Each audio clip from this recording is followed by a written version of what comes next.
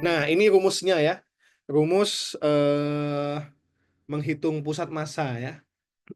Jadi kita perlu pecah ya ke 3 koordinat ya. Ada koordinat X, Y, dan juga Z ya.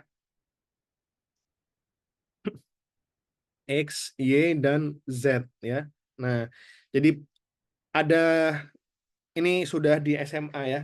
Jadi dari misalkan ada titik-titik begitu ya. Nah, diskrit. Nah, jadi M besar ini adalah jumlah seluruh massa ya. Jadi rumus lain dari ini adalah XCOM. COM itu adalah singkatan dari center of mass, teman-teman ya. Nah, pusat massa ya adalah ya sigma MI ya. Jadi seluruh titik-titiknya ya, sigma MI. Nah, ini kemudian sigma MI XI ya. Nah, untuk yang sumbu X, yang sumbu Y berarti MIYI, yang sumbu Z ini ya. Nah, kemudian teman-teman juga bisa resultannya ya. Nah, karena vektornya ya. Misalkan dia arah ke sini gitu ya, pusat massanya. Arah ke sini misalkan. Kok hilang?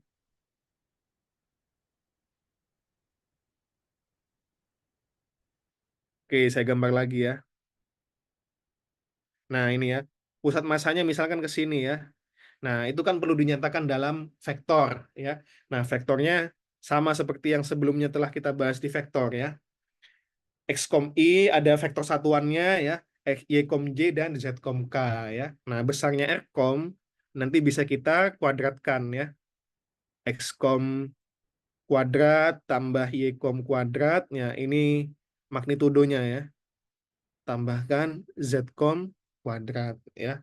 Nah, ini untuk yang partikel ya atau diskrit ya. Nah, jadi terdiri dari banyak partikel. Kalau dia solid bodies ya, misalkan balok gitu ya, tabung dan sebagainya. Nah, kita perlu menggunakan bentuk integral ya. Nah, jadi bentuk integral.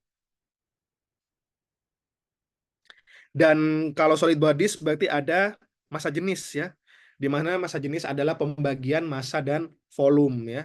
Nah, sehingga kita bisa substitusi nih bahwa kan rho sama dengan M per V ya. Nah, M sama dengan rho kalikan V ya. Nah, jadi kemudian eh, bisa bisa kita masukkan ya ke persamaannya ya. Nah, bahwa XCOM sama dengan nih seper M sama ya. Nah, dia juga seper V ya. Nah, ini ada rho-nya ya harusnya ya. Nah, ada rho-nya.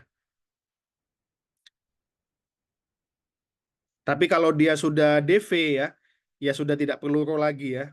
Nah, karena dia sudah DV kecuali dia DM ya. Ininya ya. Di integralnya ya teman-teman ya. Nah, ini kan sudah DV, maka ininya juga V ya, nggak perlu rho lagi. Nah, jadi kita bisa, kalau di solid bodies bisa menggunakan massa atau volume ya. Keduanya sama-sama benar ya teman-teman ya. Nah, ini ada yang tahu sebelah kiri ini mainan apa teman-teman? Ada yang pernah main bisa ketikkan di kolom komentar. Jenga ya, nah ya betul ya. Nah, bisa nggak teman-teman nyusun jenganya seperti ini ya? Nah, ini pusat masanya di mana ini ya? Nah, oke ini kalah ya kalau kita ngambil dan dia runtuh. Nah, itu kita kalah ya main jenganya ya. Nah, ini bisa nggak runtuh teman-teman ya? Oke, nah ini adalah rumus-rumus pusat massa ya. Ini ngulang di SMA teman-teman. Oke, kita lanjut.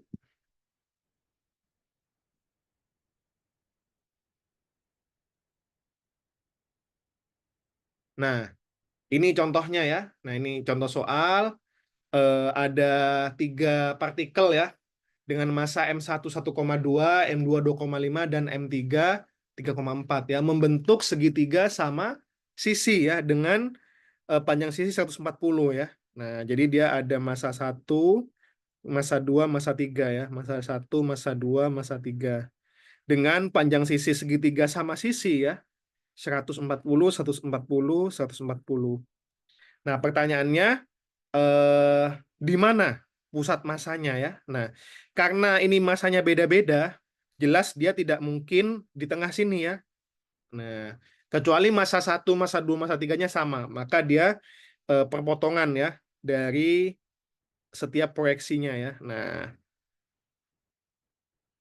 ntar yang saya buat lebih bagus ya. Nah, ini perpotongan di sini ya, misalkan ya. Nah, di sini perpotongannya.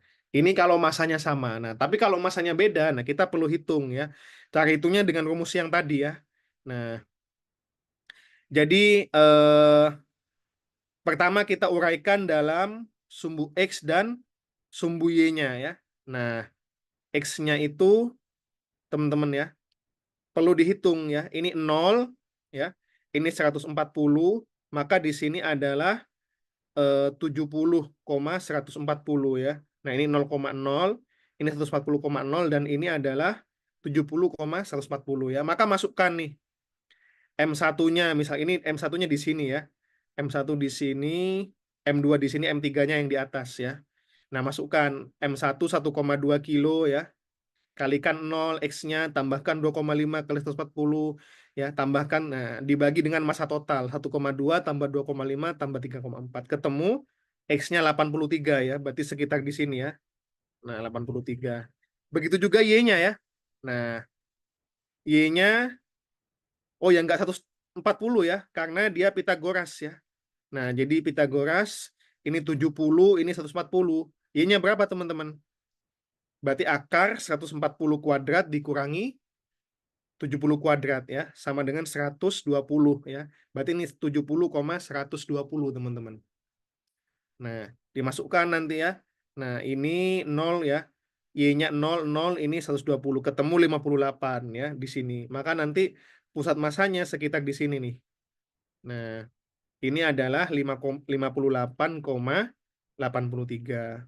Nah, jadi misalkan ada tali yang menghubungkan antara objek 1, 2, dan 3 ya, dan dia di pusat masanya ya, di sini misalkan. Nah, di sini talinya, nah dia akan seimbang teman-teman ya. Nah, bisa stabil gitu strukturnya.